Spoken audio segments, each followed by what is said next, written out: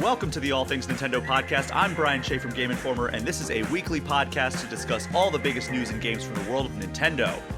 This week, we are going to talk about a topic that I had planned for last week before the news avalanche hit. So we're going to start with the news, and then we're going to be looking at what Nintendo's post-Tears of the Kingdom 2023 looks like as of this recording. And then we're going to wrap up with an eShop Gem of the Week. Joining me for all of that once again is last week's guest, Marcus Stewart. Marcus, welcome back. How are you doing? I'm doing good. I'm a little distracted because right outside my window, there's a squirrel on a tree, and it's just staring a hole into me. Like, I have my blinds open, and we're just like looking in each other's eyes right now. We're having a moment, I think. This is supposed to be our moment, Marcus, and you're having it with this squirrel. Well, if it helps, it just got distracted by the piece of bark it's standing on, and now it's chewing on that. So it was fleeting, but it was there. Well, I'm also chewing on a piece of bark, so that makes sense. That works out. We're on the same wavelength as that squirrel. But that last week we had a whole episode planned because, after Zelda came out, we were like, all right, well, what is left for Nintendo this year? And so I dug into that a little bit, and we were going to talk about that last week, and then an entire episode's worth of news hit within the 2 days that happened after my planning. So we ditched that for this week. But we are going to start with some news. First off, I guess this is kind of going back to last week's episode and walking back a story that we talked about. And coincidentally, it's a Pokemon news story. So we're keeping with tradition with starting with that. Last week, we talked about how Pokemon announced that Pokemon Home was expanding to Scarlet and Violet, and, well, turns out that was a lie. those dirty liars. They tricked us. No, it seems like it was one big misunderstanding. The Pokemon Twitter account, shortly after they announced that it was coming on the 24th of May, which I believe is what we talked about last week, they put out a tweet following up saying, quote, "We put the cart before the Mudsdale. Earlier, we mistakenly posted that Pokemon Home version 3.0.0 would launch on 23rd or 24th of May. However, the actual release date is yet to be announced. 3.0.0 is coming soon, though, so please continue to follow our pages for more information." Seems like a very weird thing to mess up. Like, how do you see this playing out? Like, how did the wires get crossed here? I don't know. This is just one of those things where, like, the left hand isn't talking to the right hand. Or like someone flipped the switch too early. I don't know. I think Jeff Grubb said it best when I was on Game Mess when we talked about this, where he's like, "Why does it seem like this company can't do anything right sometimes?" And you're like, well, they don't make any money. Yeah, exactly, right? I mean, that's not a motivation. I don't know. I mean, how long was it? Out of curiosity, how long was the original messaging out before they sort of walked it back? Was it pretty instantaneous, or they were like, "Oh, whoops, actually, no"? Well, it wasn't long because when we ended the episode last week, there was an email waiting in my inbox. So it came through like over the course of I think that it was like an hour or two later. Okay. I mean, that's still, in the grand scheme of like social media, that's like a month basically, but it's an eternity. Yeah. I only asked because I was like, how big of a whoopsie is this, depending on how long it was up? That stinks. That's not a good look. Again, I can only assume it was probably like the simplest just little slip up, right? Like someone didn't get a memo, or someone on the social team wasn't told something or had inaccurate information. It's probably like the person that posted it is not their fault.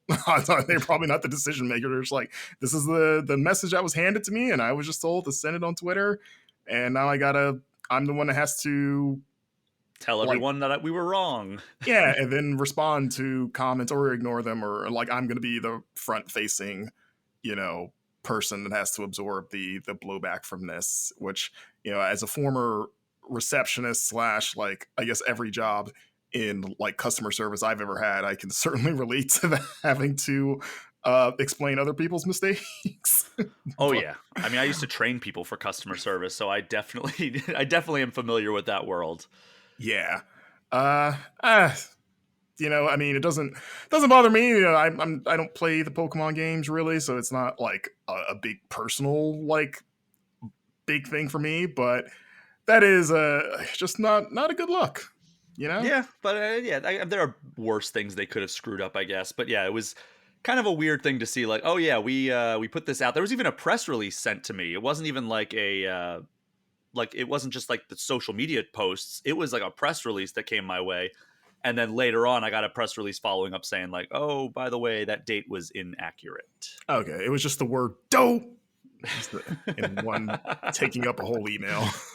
Just 72-point font. But in other news from late last week that came in after we recorded, Nintendo expanded its Game Boy Advance library with 3 Mario games. And, on the surface, that sounds really awesome. But as you may recall, the Game Boy Advance never got its own dedicated Mario game. So we just have the GBA ports of games that were already on Switch. So we have joining the Game Boy Advance library as of today are Super Mario Advance, which is just Super Mario Bros. 2 USA, Super Mario World, Super Mario Advance 2, that's one title, by the way, and Yoshi's Island, Super Mario Advance 3. And, as you may recall, we already have Super Mario Advance 4, Super Mario Bros. 3, which is the most confusing of all the names because it switches the placement of the original game and the numbering of the Mario Advance titles. But it's also, that one was the one that had the biggest improvement over the original thanks to the e-reader levels. And, are any of these versions that you would choose to play over the original NES versions, or even the Super Mario All-Stars versions, which is also already on Switch? We already have Mario 1, 2, and 3 on the NES collection. Then we have Mario 1, 2, 3, and World on the SNES collection. And now we have Mario 2, 3, World, and Yoshi's Island on the GBA collection. So, is the GBA your destination for any of these titles? I guess is the question I'm asking. I mean, unless you haven't played them before, I mean, they are different and not just graphically. Like, I know that like Mario World Advance, like Luigi has his like jumping ability that he has in Mario 2. Mm-hmm. So it's like there are some tweaks that maybe if you're like a super fan are worth sort of checking out the compared to the originals. I will say I do have a nostalgic love for Super Mario Advance because that was the first game I got when I got my GBA pretty close to launch, and it was actually the first time that I'd ever beaten Mario 2. I'd never beat the NES version, and then it wasn't until I was an adult that I went back and did it. So like that one always sticks out to me. It's like, oh yeah, that was when I really ran through all of Mario 2, and I didn't like totally realize that it was Mario 2. I thought it was like a sequel to Mario 2 because the name is so confusing. And it's it doesn't even have Mario 2 in the title, the official title. It's just Super Mario Advance. The other ones at least have the names in it, but even as freaking confusing as they are, how confusing is it to say Super Mario Advance 4 : Super Mario Brothers 3? Yeah, like at the time, it took me a while to realize they were remakes and not like, oh, a new Yoshi's Island. And I've never understood why they didn't just call it Super Mario Brothers 2 Advance or Super Mario World Advance. So just put Advance at Yoshi's Island Advance. So I mean, let's save space on the box if nothing else. And but all that money saved from the ink. Exactly. Nintendo's struggling for money right now, as we know. But it's redundant. But there's a generation of fans that those were probably their first exposure to those 3 games. Especially if the GBA was their first handheld or maybe their first Nintendo console ever. So I'm sure there's an audience for people that pine for those. Of like, oh, I want to play those specific versions of them. I still would just go back and play, especially Mario World and Yoshi's Island. I would just go play the NES or SNES versions of them personally. So those are your go-to, right? For if you're like, hey, I really want to play Mario 1, 2, 3, World, or Yoshi's Island, you're firing up the original versions as they exist on the Switch. Yeah, because I mean, those games are still great, and there's not that's just where my nostalgia lies with those particular games. And the same with Mario 3, because the Super Mario Advance 4, Super Mario Brothers 3, gotta hate that side. That was in the initial batch of GBA games, so I guess they're all there now. Like all the Mario Advance games are finally here. But yeah, even then, I would just go play the NES version. So I always default to the Super Mario All-Stars version of the NES games, just because I love the SNES aesthetic so much. Even if they do feel, I mean, they're homogenized by design in that collection because they wanted them to have all a similar art style, whereas in the NES they all had their own distinct art style. But I just love the Super Mario World aesthetic so much that I don't mind having the original Super Mario Brothers in that SNES aesthetic, and I think that's ultimately why I play it on the SNES collection. You know, it's funny, even though like I agree with what you're saying, but I've never beaten Mario 3, like the All Stars versions of it. And it's because of the art direction. It's like I like it. It's like, oh, this looks like Mario World, but there's something about I don't know. I like that NES art. Like I guess my brain is so tied to the NES version of Mario 3 that if I want to like beat it, I'm still gonna go back to that version of it because the remake just isn't the thing that I grew up with. I mean, I technically did because I was a kid when All Stars came out, and I had it. But I don't know. It's something I've always asked myself. Like, this is technically a better version of this game, but I still would rather play the original one just because of the presentation. I don't know. It's funny because like I started a quest of sorts to play through all the Mario games, and this was like 2 years ago, and I got halfway through.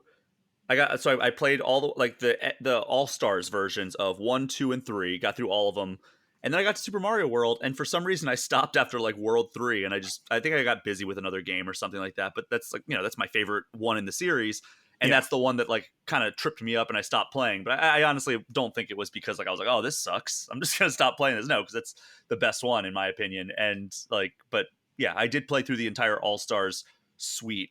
Did I play Lost Levels? I don't think I played Lost Levels. So I was like, Have no, you ever beaten Lost Levels? no, I haven't. Okay, I was like, I've yet to meet a person in my life that Well, it's just has. not like I don't think it's going to be a fun experience. Like trying to beat Lost Levels. Maybe I'll do it one time just to like say I did it, but I would probably lean pretty heavily on like the save states and all that stuff that they have in the Switch Online. Like I think you can rewind on the Switch Online, right? So like if you die a really dumb death, you can like rewind. I think that's a feature. I don't I think I've clearly ever don't use it used it. very uses. Yeah, I've used save states, but I don't think I've used it, or I don't think to use it. It's funny. Sure. The only way I might ever beat or like Lost Levels is if we did like a super replay on it. And there's a part of me that thinks that would be some great content, but then it's like, do I want to put myself through that game? Yeah, Because like I try to game every several years. I get the like itch to be like, I'm a adult expert gamer. I should be able to beat this. I've beaten all these other hard games and like, From Software and like other hard platformers. And like this should be like cake, right? And then after a few levels, you're like, oh, right. Yeah, that's right. That's why I stopped playing this. yeah, I mean, well the games back then were just designed they hadn't quite found the sweet spot for like difficulty and like here's how obtuse a puzzle could be or here's how challenging like obstacles in a platforming game could be. And I mean that shows time and time again where there's like just some NES and SNES games that are just like you want to throw your controller because they're so hard. And like even in like amazing games like the original Legend of Zelda, there's some stuff in that game that it's like, how would I know that? Like, and maybe it's our brains in 2023 are just like conditioned by modern gaming conventions that like it's hard to go back and be like, oh, this really wants me to think about what I'm supposed to do. There's no like breadcrumbs or hints for like what you're supposed to do. Yeah. So I wonder like if I was 36 years old as I am in 2023, but in like 1989 and I was playing Legend of Zelda on NES, like would I be better equipped to figure out like the stuff that it wants me to do? I think because I beat the original Zelda in, I want to say like 2014. Like I played it on my 3DS. Mm-hmm. And, I had played some Souls stuff. And I feel like the Souls games are almost like the modern versions of the original Zelda because it's the same thing of like dropping you into a big world and basically saying go figure it out. Yeah. And so like with that in mind, I went back to the original Zelda, which I had started a few times over my life through just various ports and whatever, but I'd never finished it.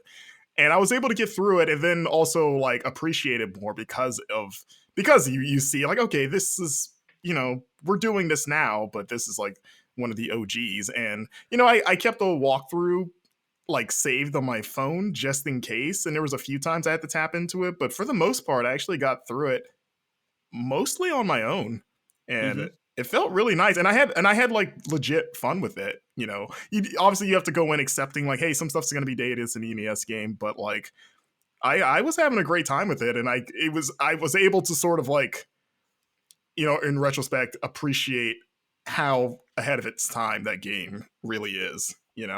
Yeah, I mean, we see a lot of the original ideas applied in Breath of the Wild. Yeah, exactly. I mean, yeah, when I first played Breath of the Wild, like that immediately, I was like, this is just Zelda 1. I mean, that's how it started out. Like, have you seen the concept images of like they made it basically in the original Zelda? I've heard of it, but I've never seen the concept images. Okay, so yeah, Like that top was down and everything. yeah, they used it like the original Zelda engine to kind of conceptualize it, Oh wow, and then they went from there. they Like should just release that. I always thought that would be cool, but I mean, I don't think they devoted enough time to it to really do that. But yeah, I mean, I think it would be cool if we had like a remake of older Zelda games in the A current. demake. Well, no, I'm saying like a remake of the older Zelda games in the Breath of the Wild format, like Oh, like open world or even like going further yeah. back to the NES. Well, Like, even like open world Ocarina, open world original Zelda, like just have something like that. Like I mean, Ocarina is my other favorite Zelda game, so that was the one I instantly went to. But I thought it would be amazing if they would like, here's a Link to the Past, but it's like remade as a 3D Zelda game, and I, like f- that same map, but in a 3D open world area. I feel like Zelda 2 might be the best one because that game had like a straight up overworld. Mm-hmm. So just turn that into an actual open world game. Yeah, I mean, there's a lot of stuff they could do with this format now that they've kind of settled on this. But I honestly think the keeping the remake philosophy that Nintendo has had with the Zelda franchise, where it's just like we're gonna re-release the 3D games with like kind of modernized visuals, like they did with Ocarina of Time and Majora's Mask on 3DS, and like they did with Skyward Sword, where they just kind of made it prettier. And same thing with like Wind Waker and Twilight Princess on Wii U, like modernize it very slightly because those games already play pretty well, and just make it look better and add some quality of life stuff. And then for the top down ones, do what they did with Link's Awakening, where just basically remake it as a new game if it needs to, but in Yeah. that same gameplay style. I would also just take a Link's Awakening style remake of Link to the Past. That'd be fine too. Yeah, but do it as a bundle where you get both Link to the Past and A Link Between Worlds on Nintendo Switch. Boom, ship it. Let's do it. You do the Sonic 3 Sonic and Knuckles thing where they're actually one game and you got to stack them together, and you as soon as you finish A Link to the Past, you just walk right into A Link Between Worlds. I mean, the Zelda franchise already did that with Oracle of Ages and Oracle of Seasons, and you have to have both of them to get like the final ending. Oh yeah, that's right. See, Capcom was already on it. They did, yeah. That is a very forgotten fact, is that Capcom developed a few of the Game Boy Advance and Game Boy Color Yeah. Zelda games. Minish Cap, baby. One of them, maybe the most underrated one was Capcom. But for people who, getting back to our original talking point for why we went down this whole rabbit hole of discussion, the differences, if anybody is interested in the differences of these Mario games that they put in the Game Boy Advance library, so they all include, every single one of them includes the remake of the original Mario Brothers multiplayer game. So that's like the arcade game. But then Super Mario Advance, which is Super Mario Brothers 2, changed the Mauser boss into Roberto, which is a robotic version of Birdo for some reason, That's and a great added name. a Yoshi challenge where you could hunt for Yoshi eggs in the levels. Plus, they did digital voice acting, which, from my recollection, the characters never shut up when you're playing Mario Advance. Like, am I correct in remembering that? 'Cause you're the one with the more nostalgia. I mean, I owned it back in the day, or maybe Man, somebody owned it in my house. I don't remember. Like because I had my Game Boy Advance stolen from me not too long after getting it, so I have not touched Mario Advance since like 2002 or whenever it came out.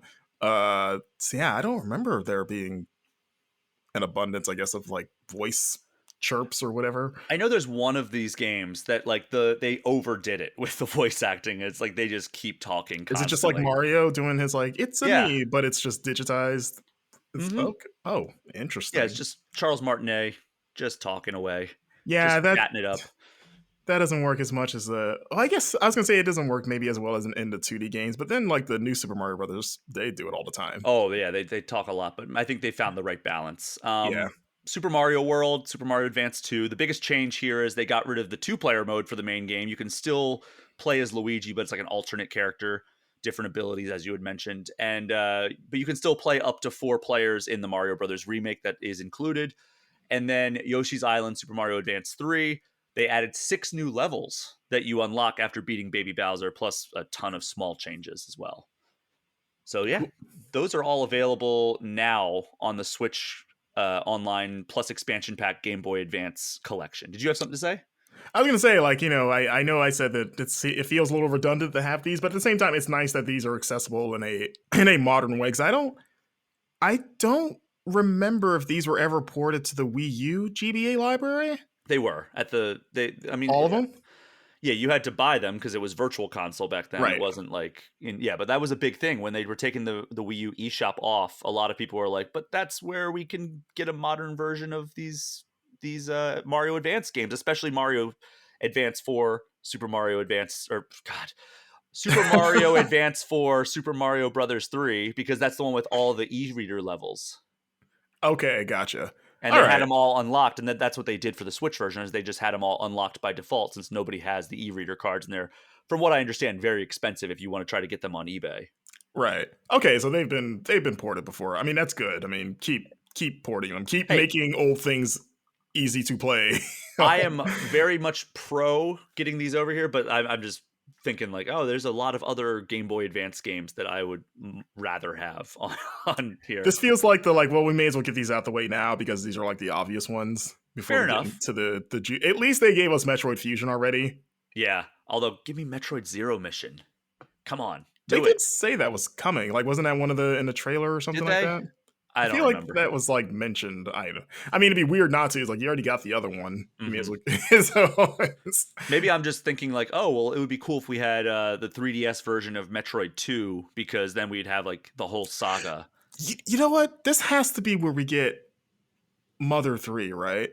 Not I hope necessarily so. a localized version of it, but I mean, because they've added Japanese games on the other libraries, it feels like they may as well just throw Mother 3 and not do the localization part because, they've already been doing that. Hmm. I mean, that'd be cool. I think that a lot of people would love that, but it's just a matter of, does Nintendo really want to open that can of worms? I Like think, that's, I don't know. I mean, as 2023 Nintendo, they don't care. They can do what they want at this point. They're making $1 billion movies. They're like, here you go. Here's that stupid little RPG you've been crying about. Stupid little RPG. Now, and whatever you tell us, we don't care. Because we're gonna announce Metroid Prime 4 soon. So I mean, I think that's got to be coming, but we're going to talk more about what's coming in Nintendo's immediate future later on in the main segment here. But here's one that we do know is coming because they just got a release date, and it's a game that I'm actually more excited for than I thought I would be when it was first announced. Samba de Amigo Party Central. Do you have any affection for the original Samba de Amigo? Did you ever play it? never played it, but I would. There was a period where I would get it confused with Monkey Ball because That's fair. Sega monkeys. I just realized like Samba is also Sega, right? Mm-hmm. Yeah, it's kind of weird that they both have like monkey mascots in their but and also I used to think he looked kind of creepy with his like big smile. He does have a very big smile that is forever It's like permanently toothy. painted on him. It's like a toothy smile too. Like he's got like sharp teeth. Yeah, he's Yeah. a very creepy monkey. For people who've never played it before, basically you had maracas on the Dreamcast and you shook them in different directions to the beat of songs. And this time, it does the same thing, but it lets you use Joy-Cons instead of having to buy a whole new peripheral, which is very nice. I'm glad there's no. I don't know if they're going to put out like an actual like maraca peripheral. I doubt it. I think we're the days of like novelty peripherals is like, we're a long away from that. Yeah. I Uh, think a lot of people have like made it very clear we don't want a bunch of like plastic stuff just sitting around. Like we had that boon back in the late 2000s. you know what they should have done? They should have just made maracas with Labo, like a new Labo kit Oh my tie-in, and just god. have some like cardboard, like make your own maracas, and you just fill them with little beads and With whatever. Korok seeds. Uh, there you go, from all the Koroks everyone's murdering. Yeah, just do that. Like nice little brand tie-in. See, I should be doing marketing for Nintendo. Clearly. No, stay with Game Informer, man. Come on, what are you doing? I'll do both. Moonlighting. You go So, get the inside knowledge. so they announced a special edition which comes with costumes for your character that are Sonic, Tails, Space Channel 5, Super Monkey Ball, so there you go, and Puyo Puyo.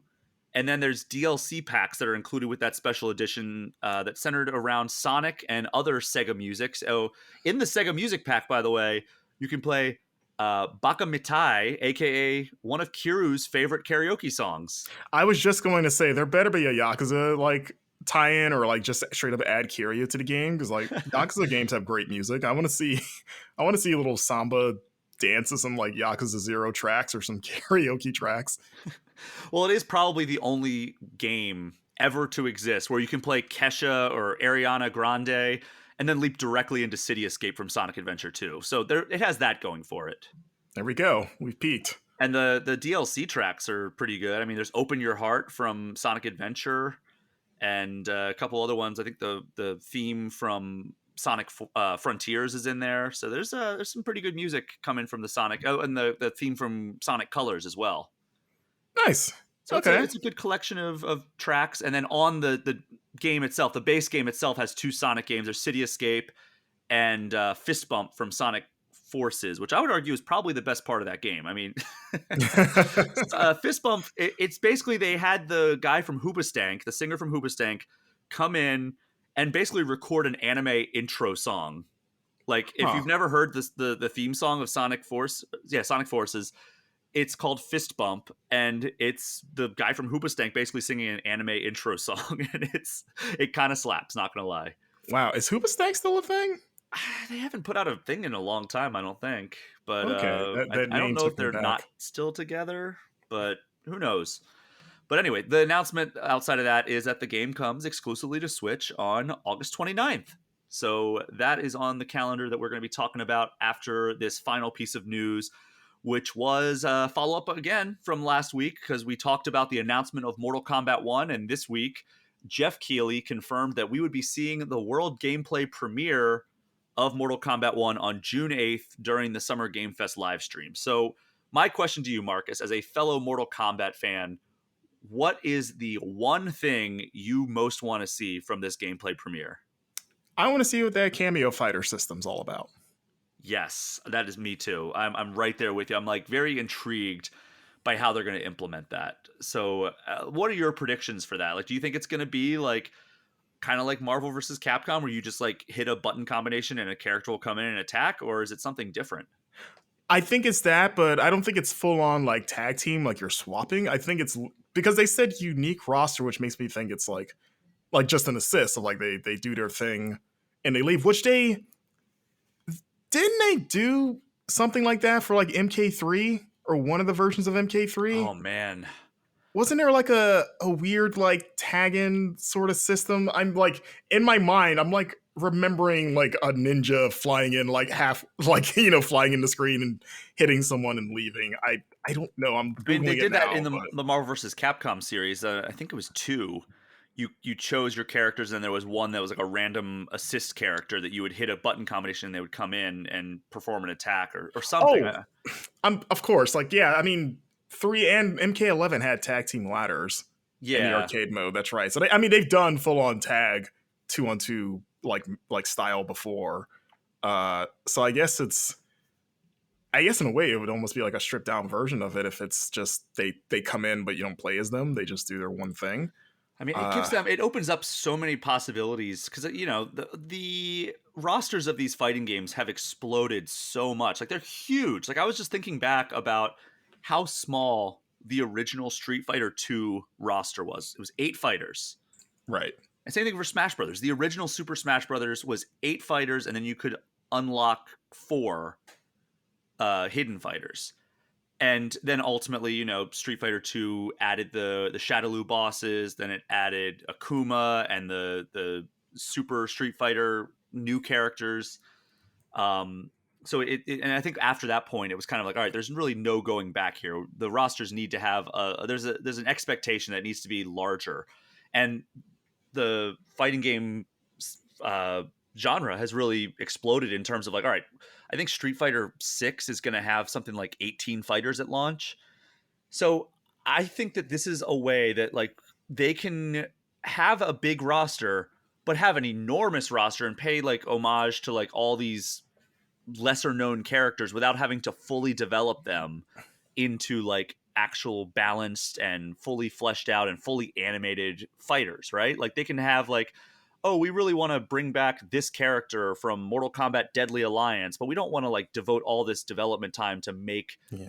like we don't want to divert like away from like giving we're developing Goro and people are going to be very happy about that. And by the way, I don't know anything. I don't know if that's actually a thing that they're going to be developing, but hypothetically they may be developing a very fan favorite character but they really want to give this one character their due. Just put him in as an assist character, a cameo fighter, and hopefully that will be the way that that works. And like they can have people can see their favorite characters appear in these ways, almost the way Baraka was in one of the stories, I think of Mortal Kombat 10, but wasn't a playable character. Like they could do that where like this character is around and he's in here, and they're seen as these kind of like in-game characters, but they don't have like selectable status. And maybe if a character is demanded enough, like say maybe they do add Baraka in as a cameo fighter, maybe they're allowed to, oh, well, they really want to play as Baraka. Maybe they can promote him and like he's already modeled in the game. Let's give him a full move set and balance him.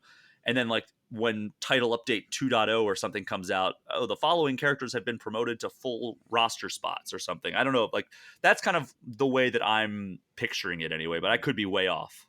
Yeah, I mean, we talked about this last week about they're going to have to be really careful about who they pick for a cameo fighter, if that is indeed how it's going to work, because, you know, the fan base is so precious about the roster and who's on it. I mean, we saw the like outcry of, it was 11 that left Melina off, but she was DLC, Oh, yeah. which like for narrative reasons, it made sense because, you know, she spoiler dies in MKX. You're like, well, yeah, I guess she wouldn't be in this one, but you know, people that did not stop people from being like, what the hell?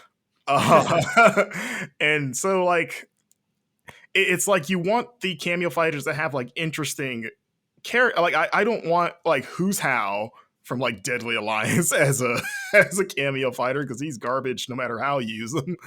But like I also wouldn't want to see like Ermac either. You know, I think we all agree Shujinko from the, what was it, Mortal Kombat Deception story? Or no, it was Armageddon, right? Yes, Armageddon, yes. The story mode. Wait, no, Deception. Okay, whatever, one of the story modes, it was Shujinko was your character, right? That was his name? Yeah, you do like the whole, like, take him from like a young man to old guy story. Yeah, like pretty much a world tour before a world tour in a weird way.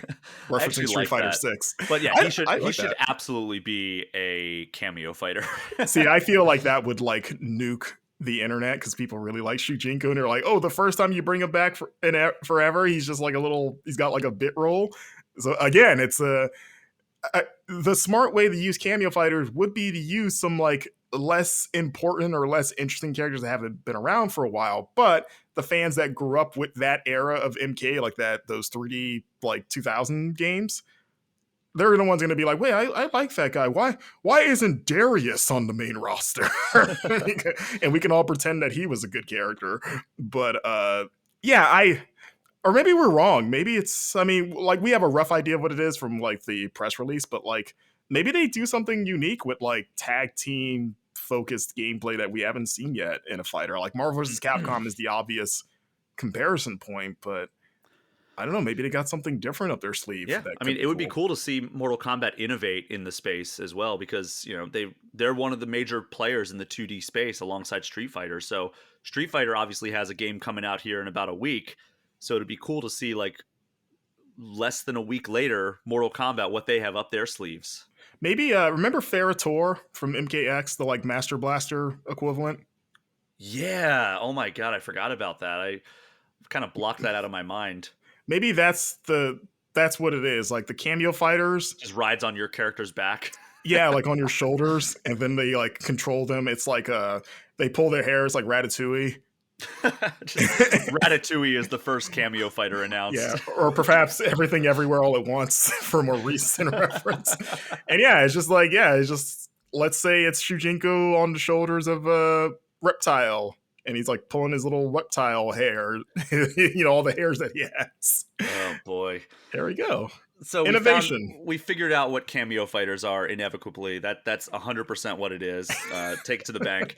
But anyway, Mortal Kombat 1 is coming to Switch and all the current gen consoles on September 19th. Marcus, before we go even more off the rails, we are going to take a quick break. And when we get back, we'll be looking at Nintendo's post Tears of the Kingdom 2023. We will be right back.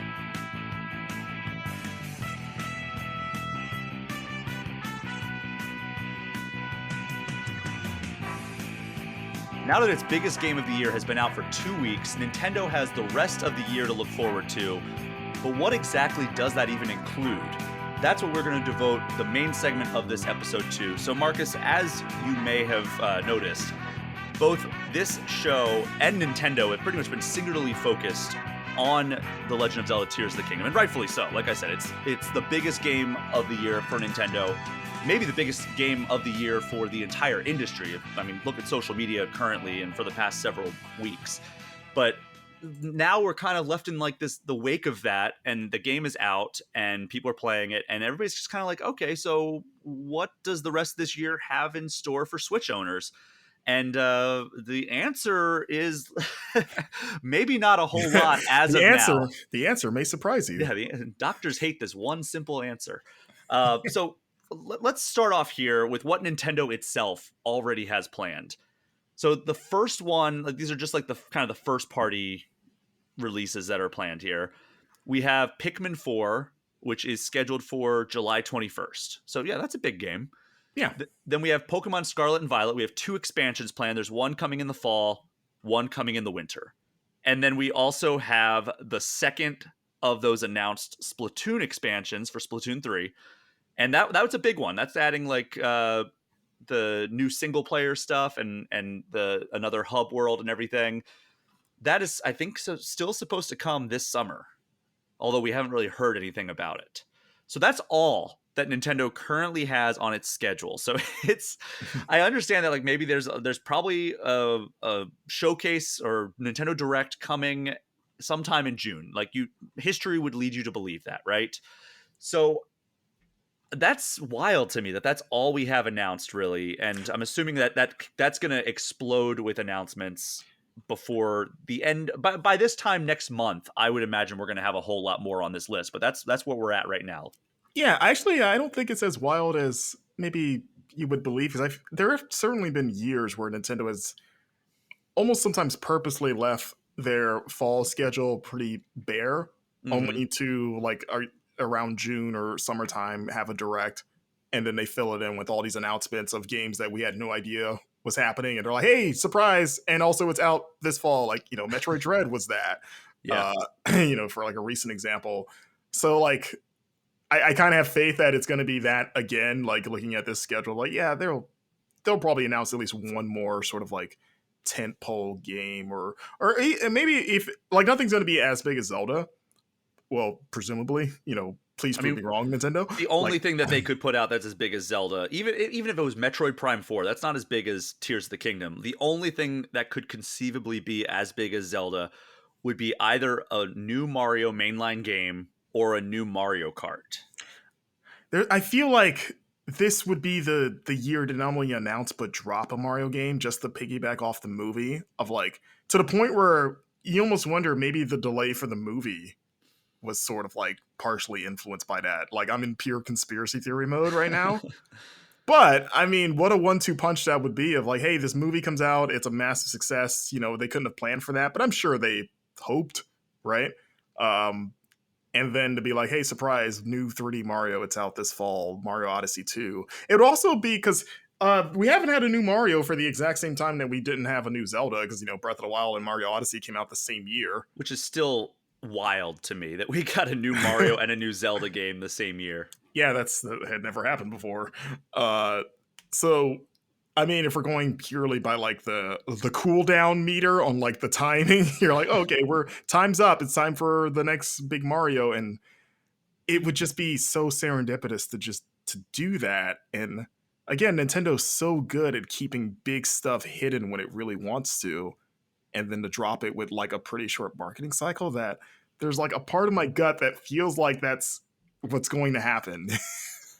It would be cool. And we're going to talk at the tail end of this segment, like our expectations and predictions. So I don't want to get too deep into that, but which of these three things that are on the schedule currently appeals to you the most? Pikmin 4, the Pokemon Scarlet and Violet expansion, which you've already said you don't play Pokemon games, or the Splatoon 3 expansions? Uh, Pikmin. It's weird because I'm a bigger Splatoon fan, but I actually still have not played Splatoon 3. Like I Oh, haven't. wow. Yeah, and I just haven't ponied up the money to buy it. That's really all it is. But I do plan to play because I love those first two games, especially the second one. Mhm. So the expansion, that sounds great just for like my existing love of Splatoon. But it's weird. I've only ever played Pikmin 1, but I really liked it, and I played it very late. Like I played it on the Wii, like the original GameCube version, or actually not Wii. It might have been the Wii U. It was like maybe barely 10 years ago, and I liked it. And I never played 2 or 3, even though I own 3. Like I've had 3 on Wii U forever, and I've just never played it. I don't know. I don't know. There's something exciting about having like a truly portable Pikmin. That sounds nice because I feel like that game, like the gameplay, lends itself well to a portable experience. Well, hey, Pikmin 3 is on Switch. Oh yeah, I guess it is, isn't it? I Yeah, this forgot one's about. designed specifically for Switch, so yeah, I get what you're saying. Yeah, I totally forgot they ported it. But Pikmin's actually a series that I have not spent really any significant time with. Like, it's definitely a blind spot for me in terms of like Nintendo's big franchises, and I think it's just because I was not like super into the GameCube back when the GameCube was like their flagship or flagship console. mm, I was more of a PS2 guy the big during that handle era. wasn't doing it for you. It wasn't. Well, I went from like fully Nintendo guy, NES, SNES, N64, and then I jumped over to the PS2 with the next generation, and Mm, then it was kind of like Xbox and PS3, and then of course I had a Wii and everything, and I played all the big games that came to Wii. But GameCube, I kind of like neglected a little bit. Like I didn't really love Mario Sunshine. I didn't appreciate Wind Waker until much later. So as a result, I don't even think I rented Pikmin back in the day. Like when it first came out, I was like, I can skip that one. do you think you would like it? Like I think just I the would. I style of it? honestly think I would. Like I've toyed with buying Pikmin 3 so many times just to finally like give it a shot, but like I haven't because it's always been like with what time, right? Right. Yeah, I didn't know if you were like into sort of like the management like strategy stuff with that game, like I mean, I resource love gathering, all that stuff. simulation games, so like that. I know that this is not a simulation game, like like a City Skylines or like God, what are some of the other ones? I've Outlanders, where it's like you're constantly doing like management of like what these people are doing for their tasks, Right. and so Pikmin probably scratches a similar itch as that in a lot of ways, even though it's a different genre. So I could see myself really enjoying it. It's just been a matter of I didn't get into it when I was younger, and there hasn't really been a new one for many years at this point. So I do want to check out Pikmin 4 so I can finally see what it's all about, and I can have a work excuse to do it now too. Yeah, we've seen gameplay of it, right? Yes, we have. Okay. I remember the initial like little logo reveal, and I was like, have they showed it since then? But then I remember like there was a direct recently, Yeah, or I it was guess a the last centerpiece direct. of one of the directs from this year.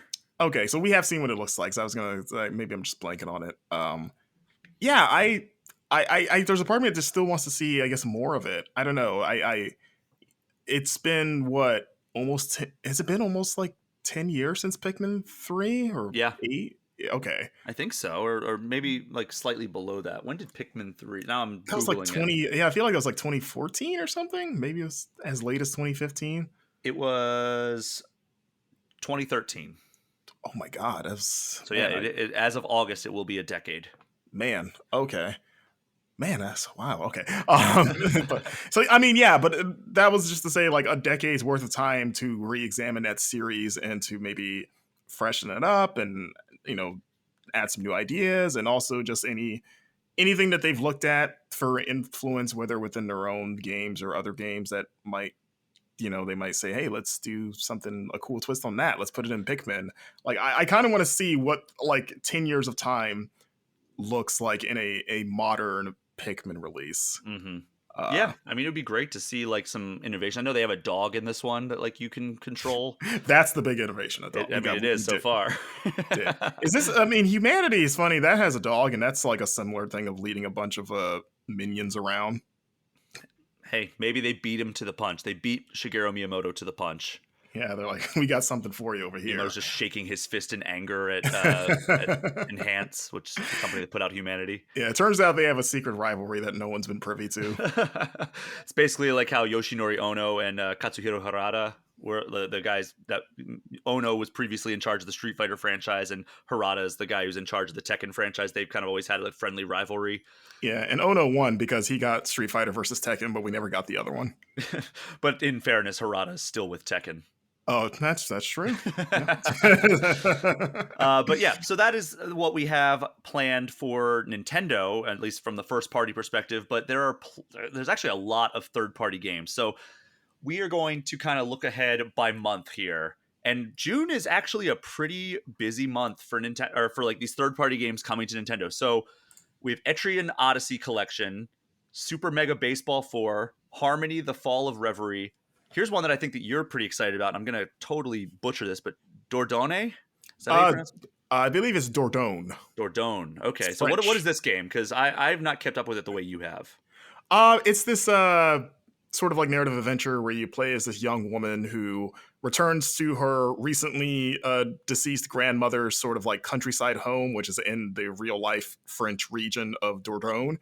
And she's there to try to like piece together some family secrets. There's some like weird stuff going on with some memory loss where she can't remember her time there. And then the sequences play out where you play flashbacks of a childhood version of the protagonist spending a summer with her grandma and sort of like having like a really pleasant time. Like she's away from home and it's about them bonding, and you're doing things like collecting keepsakes and exploring her like the forest behind her backyard. But it's got this very, very pretty watercolor art direction. The music's lovely. It's just an all-around lovely game. Like I got to play a press demo of it a few weeks ago, and I really liked it. And it's a game I've kept my eye on for the last like at least 2 years now. But yeah, it looks cool. I'm excited for it. Yeah, I'm looking forward to that as well. It sounds like a very cool, like chill game. Yeah, it's super chill. One that's not so chill, Sonic Origins Plus. So basically, this is just a re-release of Sonic Origins, which came out last year, which was the collection of Sonic 1, 2, 3 and Knuckles, and Sonic CD. This one fixes a bunch of stuff. I know a lot of people were dissatisfied with that release, but this one fixes some stuff. It adds Amy as a playable character in the games. It adds Knuckles as a playable character in Sonic CD, which was a weird omission in the original version. And then it also adds all 12 Sonic Game Gear games to the collection, which I would prefer the Master System versions because that's a lot of them were the same ones. And the difference there is there's no screen crunch because the Master System was for TV, even though it was an 8-bit system. It was for the TV. So like the Master System version of Sonic 1 and 2 is a little bit better than the Game Gear version of Sonic 1 and 2 because you don't have the compressed screen. So that's what I would prefer, but I understand like that saying you have Game Gear games is a little bit more appealing to the US audience than it is saying you have Master System games.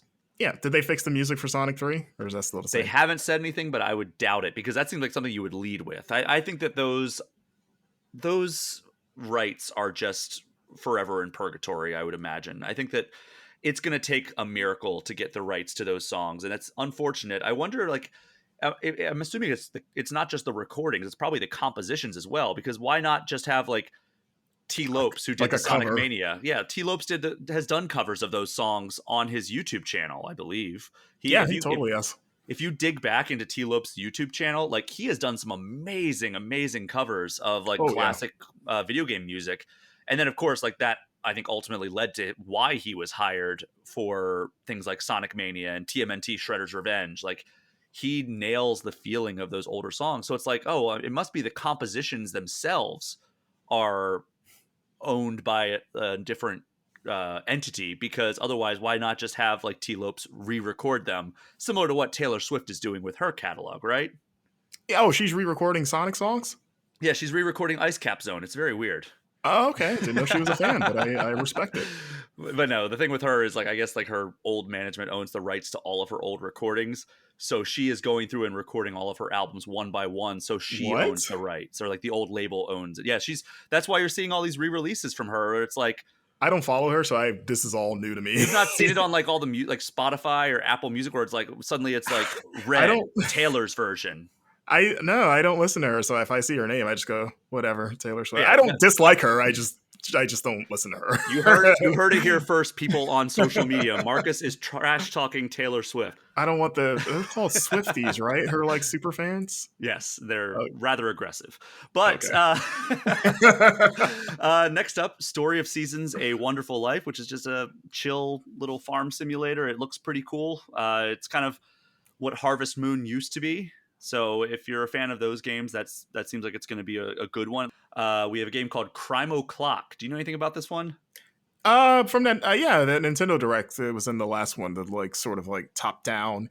It has almost like a blank coloring book because it's like a lot of black and white with some like splashes of color where you're just collecting clues. And I believe it's a time traveling adventure too, because you're jumping to like different eras and you play like a time cop. And I think you're just trying to stop a crime before it happens. Something like that. I wrote a preview about it not too long ago, but it Okay. looks neat. Also, Brian, I take offense that you just blatantly skipped over AEW Fight Forever. That's next on the list. Wait, I'm looking at the calendar. It's before. Okay, well, It comes out the day before Crime O'Clock. It is on the list. I was getting to it. Okay, I'm just. But before that, actually, there is one more that I wanted to talk about, which I think you're actually excited for it. Ghost Trick Phantom Detective. Yeah, I never got to play the original, but I always wanted to, and then DS copies of it got a little pricey for a period. I don't know if that's still the case. Probably not so much now. So yeah, this will be my first, foray into it, and I do plan on playing the Switch version of it specifically. So yeah, it's one of those games you never expect to get any sort of like new lease on life. So this was always like a pleasant surprise to me. Yeah, and then we'll get to your game that I was very excited that got a release date because I was having you on AEW Fight Forever. So Yeah, why is this one that we should be excited for? it's AEW's first video game, and it looks like it's just okay. You were so excited to talk about it, and your pitch is it's their first video game. It looks like it's just okay. I mean, I did play at a Tokyo Game Show last year. I thought it was fine, but also my expectations have always been in check for this game because it's like their first game. I mean, they do have a pretty big pedigree because they got Ukes to make it, who's like the long time maker of the WWE games. Mm-hmm. This is like their first post WWE game, and they've been touting this game as the return to the like 90s era wrestling games, like the Aki developed, like No Mercy and like WCW, NWO Revenge, and all those WCW games. My personal favorite wrestling game of all time, by the way, the WCW versus NWO Revenge. Yeah, like they've straight up said like we're emulating that style of wrestling game to the point where they got the director of No Mercy, Gata, back to like do consulting on this game. Oh, nice. So they're going all in. It makes sense because like a lot of the like Kenny Omega, who's like one of the heads of this game, is like an old school wrestling like video game guy. So that in mind, like that's fun, and I think that's a smart way to go. And like instead of trying to compete for like the sim space with WWE 2K when the production maybe budget isn't there, just go completely the other way and do like an arcadey style things. A lot of fans have been pining for those. So yeah, I mean, it's like how I'm always talking about like I would love like an old school like 90s style baseball game, which is why I'm actually kind of excited for Super Mega Baseball 4, which I talked about before. But like I would love like just a modernized version of what we had with EA Sports with Triple Play Gold back in like 1996. Yeah, or like I've always thought EA should just bring back NBA Street instead of trying to repeatedly revive NBA Live and basically fail every time they've done it. It's like instead of just like clearly 2K owns that space, go the other way. Give us an arcade thing that it'd be nice to kind of complement the other like side of that. EA owns the rights to NBA Jam. Yeah, it's like bring back either of them. I mean, they've brought back Jam a couple of times, but like do it like on a yearly basis or at least more consistently than they are. And so like AEW at least kind of has that spirit of like, we're not just going to do AEW 2K. We're going to go a completely other way that is also valid. I hope it works out. Presentation wise, it looks rough. I'm willing to overlook that if it plays well. Like I'm talking about like character models and just the overall presentation is like nowhere near what the 2K games, achieve. But I'm cautiously optimistic that this will probably just be it'll be fine. It'll be a decent first outing. It'll be enough to justify getting a second attempt. Exactly. Like I hope this is enough of like a solid foundation to make this a more, I don't think it needs to be an annual series, but like we'll get a sequel sooner than later, I guess. And I've talked to a lot of sports games developers, and they always say, like, whenever we introduce a new feature, that's like just laying the foundation. That's not trying to get it right the first time. That's just putting all the pieces in place. Right. And then like when like a series first introduces like franchise mode, for example, like it's not going to be the most feature rich version that you're going to see. Once they have that in place and they have it right, they know what they can take away. They know what they can add. And then 2 or 3 years down the road, that's when it's going to be, okay, this is like our original vision for implementing this mode. So I'm hoping that's what happens with AEW Fight Forever. Like they lay a good foundation and then they're like, all right, well, everybody wanted like this mode, so let's implement that. Or everybody didn't like this about the game, so they can change that. And then AEW Fight even longer than Forever can come out, and it's it's the game that people actually want. I mean, if they're gonna turn this into turning crowd chants into the subtitle, they could be AEW This Is Awesome. Or and to just go from there. AEW Please Don't Die. Whenever someone's about to do like a really crazy stunt, like the crowd would be like, please don't die, please don't die. So. That's very funny. I've only been to one AEW show. I'm not a big pro wrestling guy, but I did go to an AEW pay-per-view with a friend. A former Game Informer editor actually invited me, and I ended up going with him. And it was fun. It was a good time. Cool, you're qualified to review this game. I guess I don't have to do it. Yes. That Chris Jericho, that's the guy that I know. You know who Chris Jericho is. Come on. So the other 2 games that are on this list here for June is Master Detective Archives Raincode and the aforementioned Samba de Amigo Party Central. So that's the busiest month of the year. I mean, and it makes sense because that's the next month on the calendar. So it would make sense that we have the clearest picture of what's coming. Yeah, I thought Samba de Amigo was August. Yeah, you're actually right. I blew that. I think I got confused with. Yeah, you're right. It is August. I got that confused with the AEW because I think those both got release dates on the same time. Yeah, very similar games. Yeah, very similar games. Both of them have teethed monkeys as their mascots. But yeah, so ignore that. Pretend I never said that. God, I would never want to be wrong about Samba de Amigo coming out on the wrong month. What an idiot would make. What kind of idiot would make that mistake? Big dummies. July only has 3 games that I noticed here. Legend of Heroes Trails into Reverie, Oxenfree 2 Lost Signals, and Disney Illusion Island. Any of those really pique your interest? Oh, Disney. Well, I mean, Oxenfree 2, but I'm going to play it elsewhere.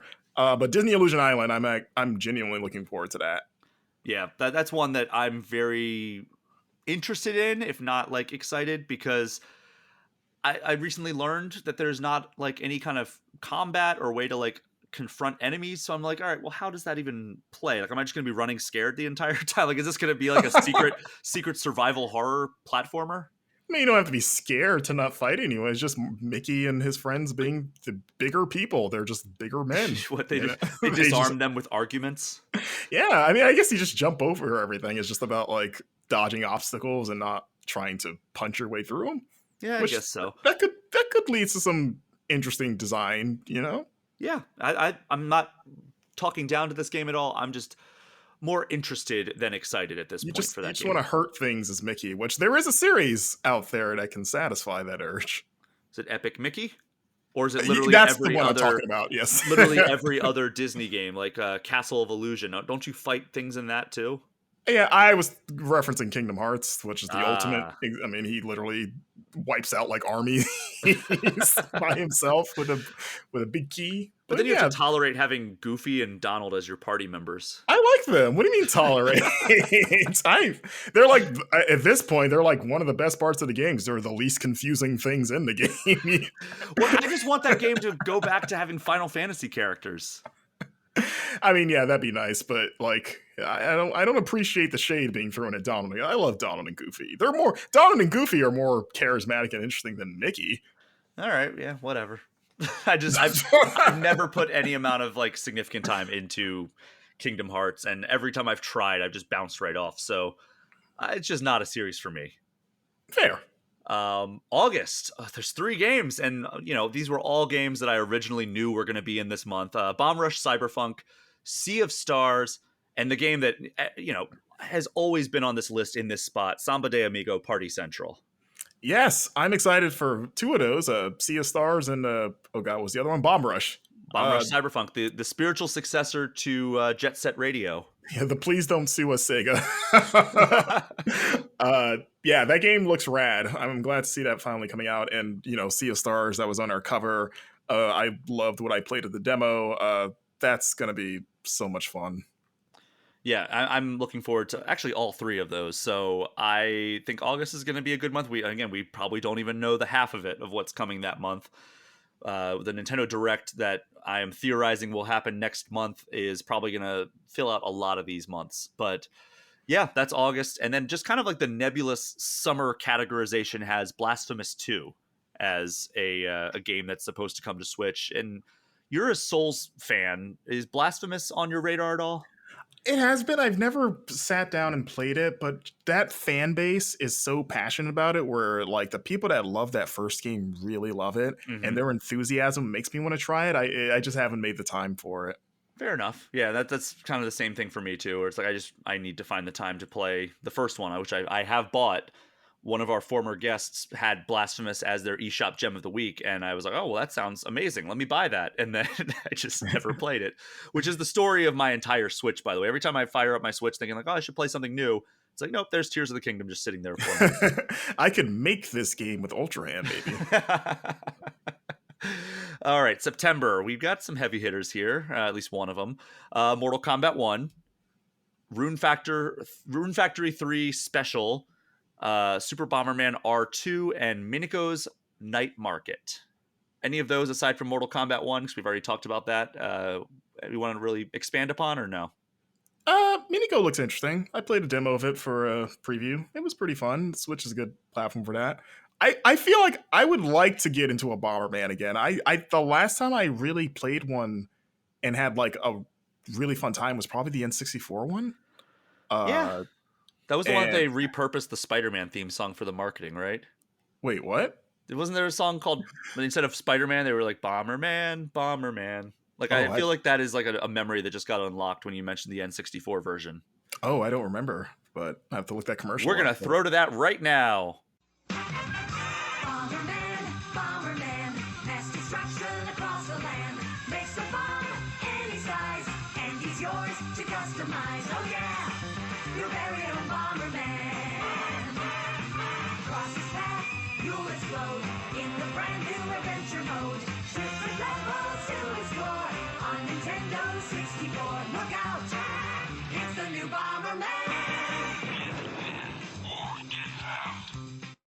All right.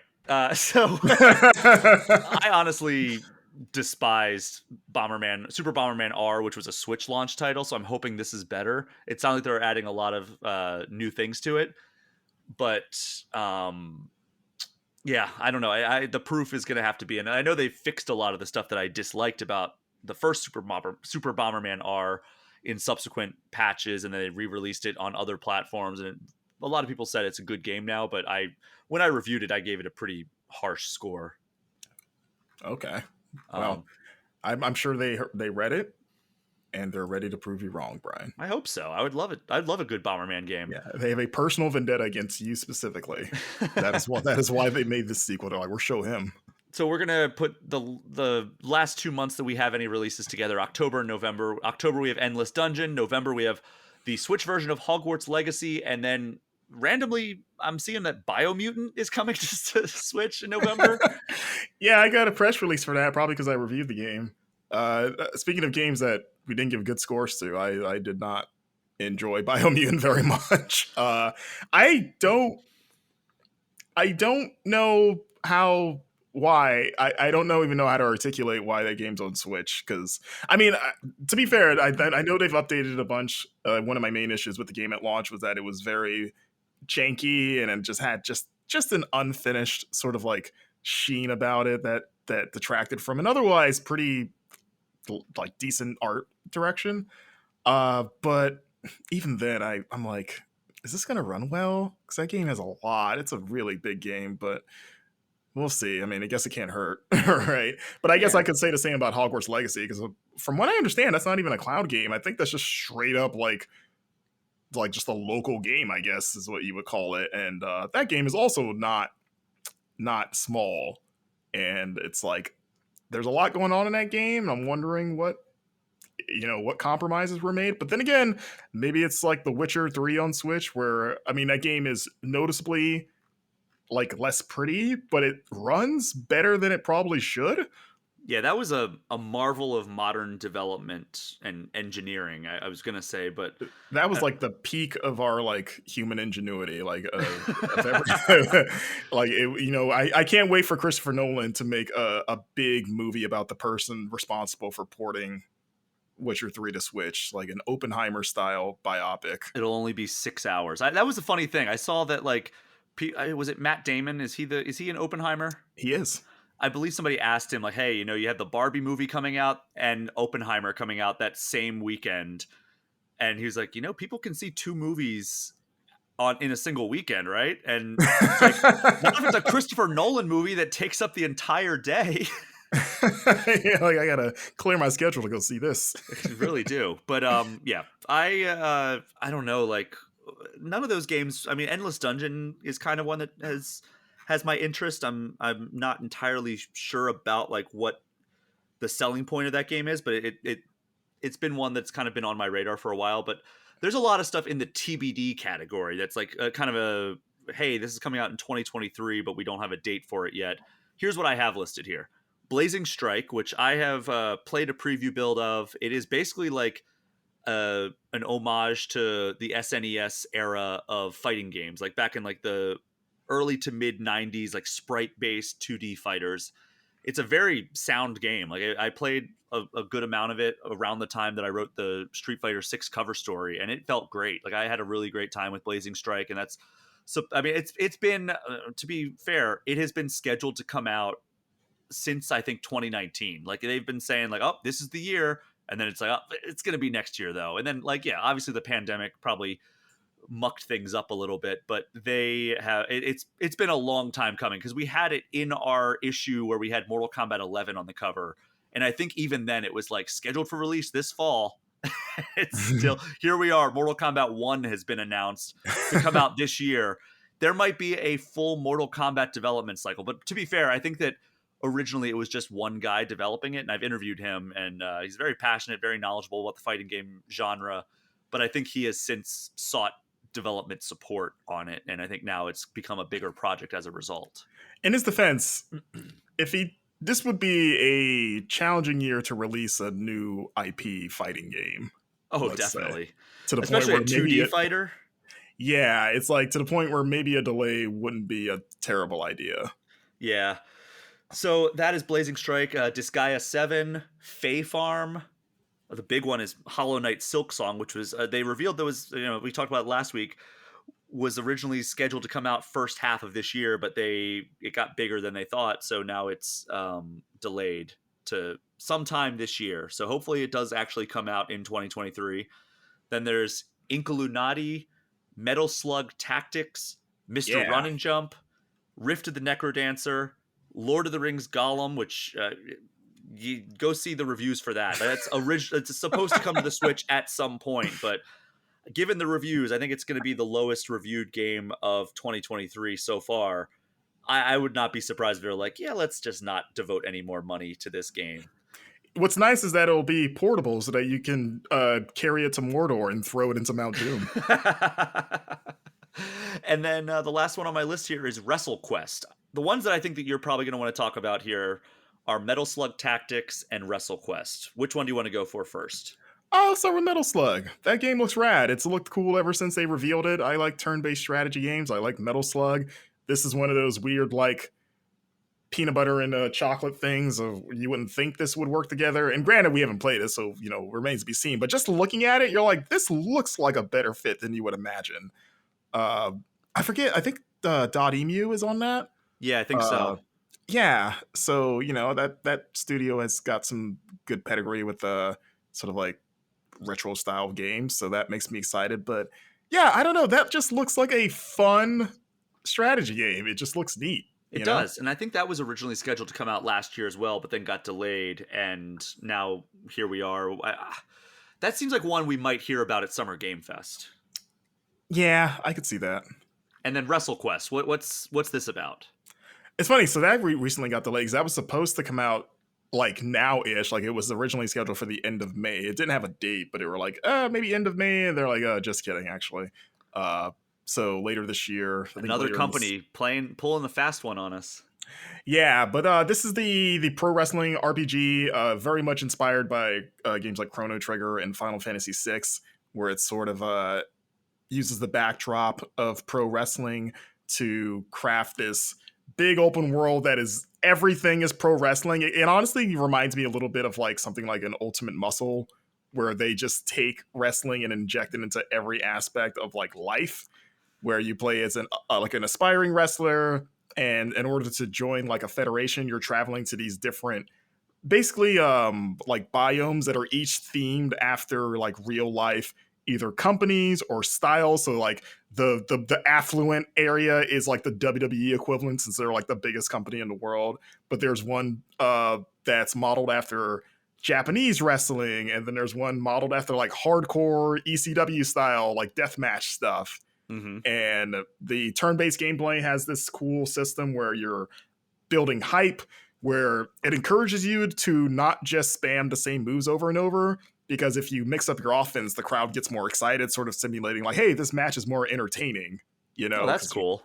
And like when the crowd is like hyped, it gives you bonuses in battle, but that can swing to your opponent too. If your opponent is performing well, then they could get the bonus. So it's this sort of tug of war that's taking place in the midst of just the normal just battle system of just trying to take them out. But it looks cool. It's got like a lot of charm to it. There's also some like real life cameos from like, there's like a Randy Savage appearance, and like what? Jeff Jarrett. Well, I mean, like he's like in the game, but like not in it. Like there's like a statue devoted to him because he's like a god in that game, basically. But there's like you'll meet like Jake the Snake Roberts and Jeff Jarrett's in it, and a few other people. But yeah, it looks cool. Again, I'm as a wrestling fan and an RPG fan, I'm like, oh, okay, I like this idea of combining those two together. So hopefully it finally comes out. I guess I want to say it was later this summer that I think they'd say they push it to. So okay, well, we'll see. I'm not the biggest pro wrestling fan, but that is one that I've been wanting to kind of check out once it is available. So here, let me ask you this before we wrap up. Here's like with the list of games that are scheduled to come out to Switch in 2023 as of now. Do you have a top 3 from the list that we just ran down? I will say Metal Slug. Trying to remember. I mean, Mortal Hollow Kombat. Knight. I'm not going to play it on Switch though. I assume that's what we're judging it by. You could do that, yeah. Yeah, Hollow Knight I might play on Switch. It's a good Switch game. Yeah, actually, that's how I played the first game. Now that I think about it, was the Switch version. So yeah, probably that one. And I'll throw Disney Illusion Island in there because it's like a Switch exclusive. Yeah. And I do want to play that. Yeah, that's a solid list. I mean, this will kind of be our replacement definitive ranking, since we're not doing a definitive ranking this episode. I'm gonna say, let's see, I'll put Super Mega Baseball 4 on my list. This is no particular order. Sea of Stars. Dang! I'm gonna try to keep mine different from yours, and then I'll put WrestleQuest on mine. That seems like a cool one. Although Sonic Origins Plus is good. Like if that was one that was not all, like if this was the first time we were getting Sonic Origins, I would put that on my list. But yeah, I'll keep it those three. There we go. All right, so we're gonna do this. We're gonna do a little rapid fire this or that here, or rapid fire questions for you. What do you expect out of these choices more when we get to presumably the June Nintendo Direct that is going to be like the big direct of the year? So I'm going to name off some options here, and you're going to give me your answer. Okay. Metroid Prime 4 or Metroid Prime 2 remastered? Ooh. Metroid Prime 4. Okay. Super Mario Odyssey 2 or New Super Mario Brothers 4? Super Mario Odyssey 2. All right, 5 or whatever we're on right now. I guess it would be 5 for New Super Mario Brothers, but you think we're more likely to get a 3D Mario than a new 2D Mario is basically the question. Yes. Okay. A new Donkey Kong Country game or a remaster of Donkey Kong Country Returns from the 3DS and Wii? Didn't they do that? No, they did Tropical Freeze from the Wii U. Okay. Oh, but they ported Returns to the 3DS. Yes. Okay. A new one. Okay. Even though Retro's working on Prime? Well, I mean, there's like the rumors that I know there's been rumors that Activision was going to do it and then maybe not. And I don't know. There's been some scuttlebutt of like a new Donkey Kong in general. So I would be so happy. there's like rumors that it might be like a new DK 64, like a 3D open one. So yeah, I new DK. Okay. New Yoshi game or remaster of Yoshi's Woolly World? Oh, that hasn't been brought from Wii U? Nope. Oh, that's one of the last ones, huh? I would say Woolly World most likely. Okay.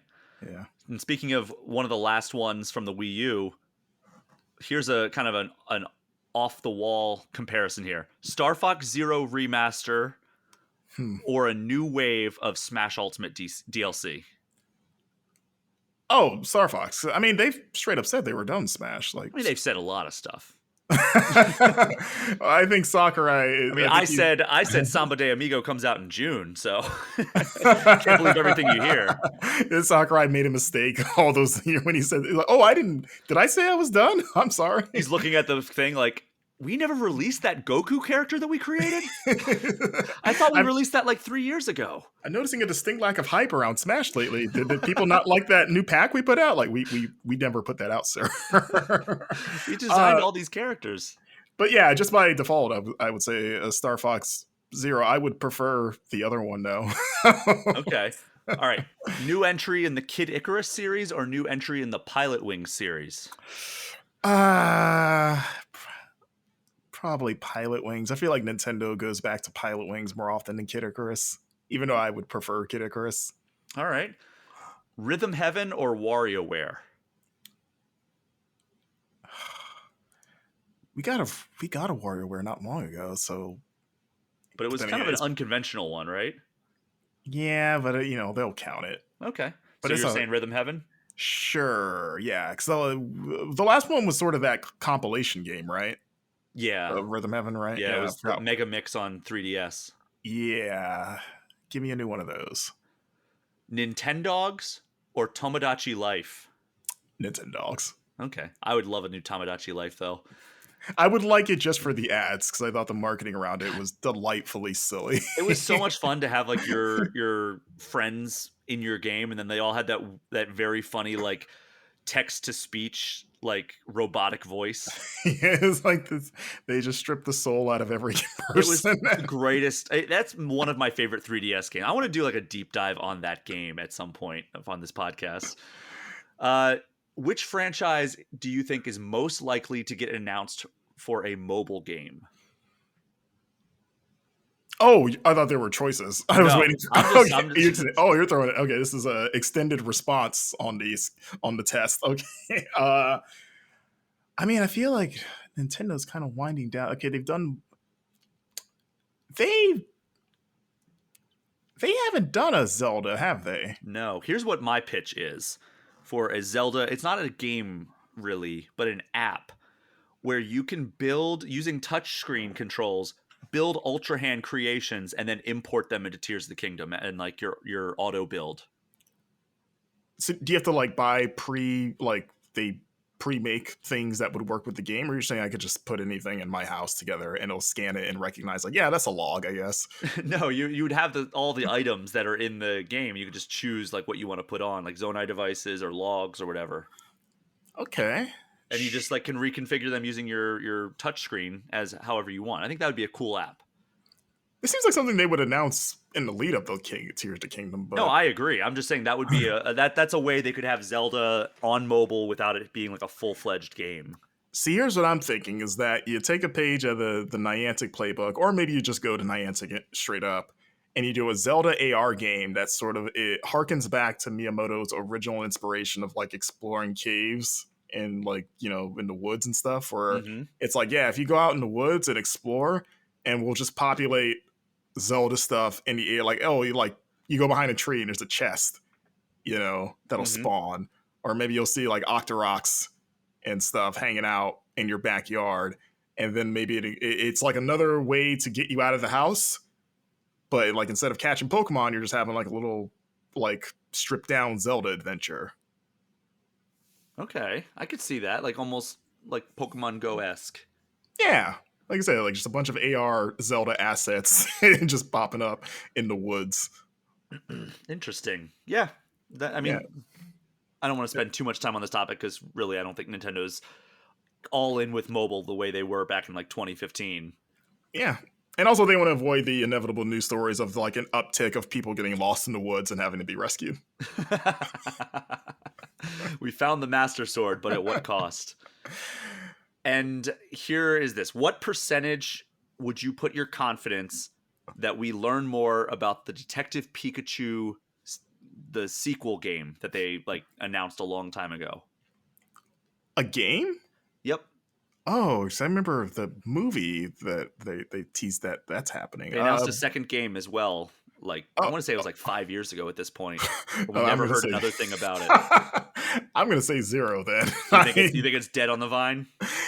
At least I feel like we'll hear about the movie before we hear about the game. Like you need the movie to be announced first to get that excitement going, and then the game can kind of, you know, ride that momentum, but I don't think it's going to be the other way around. Okay, fair enough. So Marcus, that is a look at 2023 to this point, or I guess 2023 as it exists now, post Tears of the Kingdom, and what kind of a weird look at what we expect to happen. We're going to take a final break, and when we get back, we're going to do a quick eShop Gem of the Week and wrap up this week's episode. We'll be right back.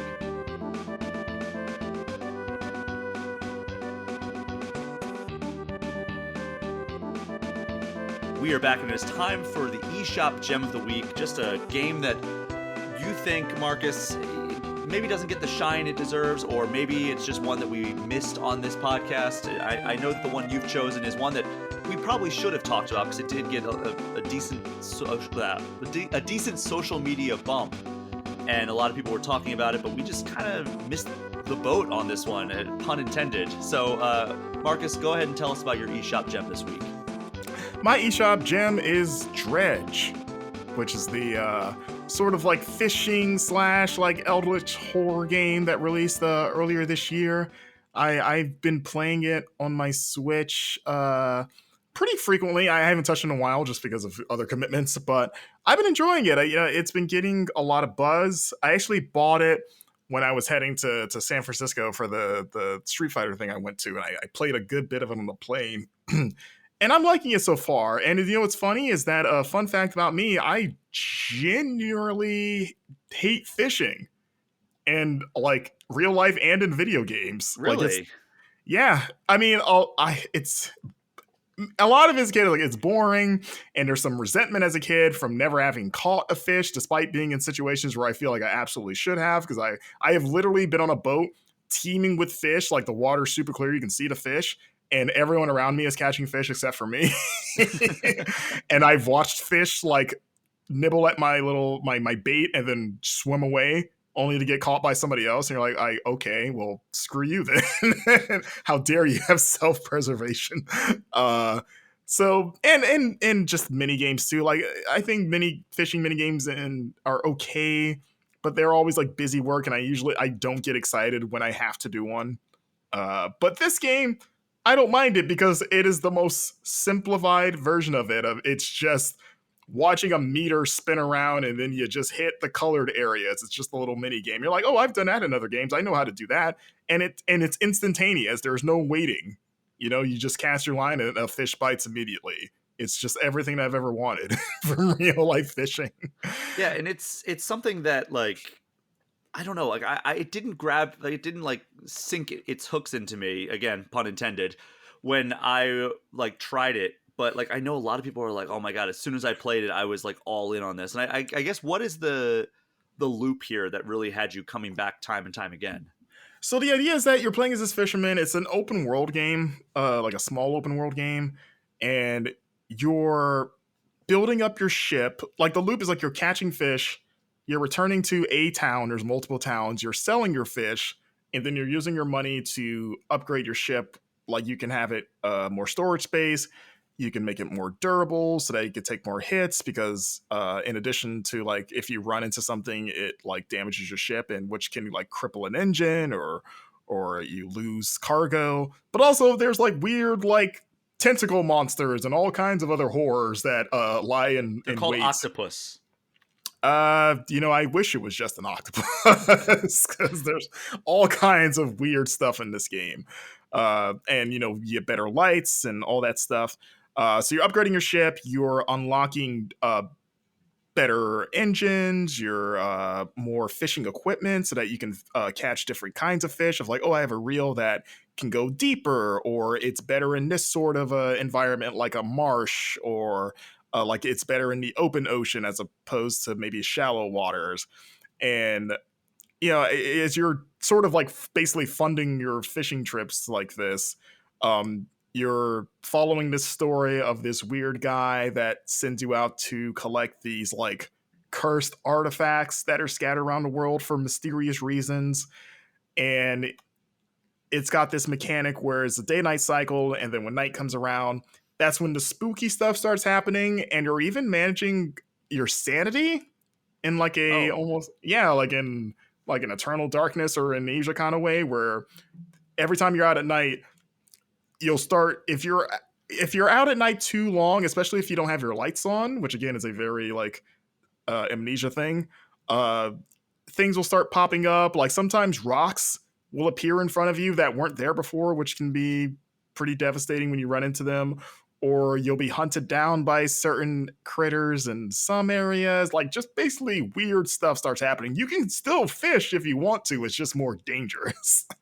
And so, yeah, you're trying to figure out what's going on in this world. You're meeting these very weird characters across these different islands. Everyone's got like a weird backstory, and you can ask them like, hey, what's the deal with everything, basically? And they all have a different answer for it, but they all seem to acknowledge like, yeah, something's not quite right about this world. And then maybe honestly hinting that everything that you're doing might be aggravating the weird stuff in a way that might be detrimental to the residents. Huh. Like there's one character that's like, hey, I don't like that you're doing this fishing stuff. Like I think you're poking a bear, basically. You're poking a shark. Yeah, it might be a sea bear. Sea bear. That's what they call. That's what they call sharks. They're bears of the sea. I mean, ask Squidward. Those things are devastating. Yeah. So it like that intrigue is pushing me too. We were like, okay, like what is happening here? And the deeper I get, because I'm pretty deep in. Like again, I haven't had a chance to play in a while just because of other things. But like, I'm definitely like at least 75% through the story. And things are, again, there's that intrigue that's been building up of trying to figure out like what is happening here, and is what I'm doing helpful? Should I be helping this guy? Because you still don't really know why he wants the things that he wants. He's being very sus, as the kids like to say. And so yeah, that combined with like what's a pretty like engaging loop of just the fishing and then buying stuff. It makes for like a pretty engaging game, and it's also a good podcast game too. So that helps. Like I was just put on the podcast and just like I'm just gonna go catch some fish, and also it's got a encyclopedia you're filling out, and I don't know about you, but I get excited about filling out entries in a book. Like every time you catch a new fish, it's like, hey, you haven't seen this one before, and you're like, You haven't played Pokemon. That is exactly what Pokemon is. I have played Pokemon, Brian. You don't play Pokemon. I mean, I don't, but I have. But no, it's the same. I feel the same sense of satisfaction filling out the Pokedex. Okay, well, what about the Hyrule Compendium? I have taken so many pictures. Okay, fair enough. You know how many close-ups I have of an enemy that's about to take my head off?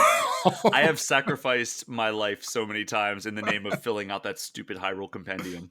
Yeah, I'm trying. I need to send those to National Geographic and see if I can, make something happen there. But yeah, I like that. And Dredge, it scratches that same itch. Well, it came out in March, so it's a very new release, and it's $25 if that sounds like it's up your alley. Marcus, thank you so much for taking the time out of your day. I know you have a review game to get back to, but I appreciate you joining me for this episode. Yeah, appreciate you for having me. And thank you so much to everyone for listening. Do me a favor, if you haven't already, throw All Things Nintendo a 5-star review and hit that subscribe button. We're going to do a Q&A episode next week because I'm going to be traveling for an assignment. So if you want to get any questions or comments in for us next week, you can get in touch with me at allthingsnintendo@GameInformer.com or hit me up on Instagram at Brian P. Shea. You can also join the Game Informer community Discord, which is a perk for subscribing to our Twitch channel, even just for 1 month. A lot of our questions for next week's episode are going to be coming via that Discord channel. But Marcus, where can people find you online? I am on Twitter at MarcusStewart7. That is our show for this week. Thank you again for listening. Take care. We'll see you next time.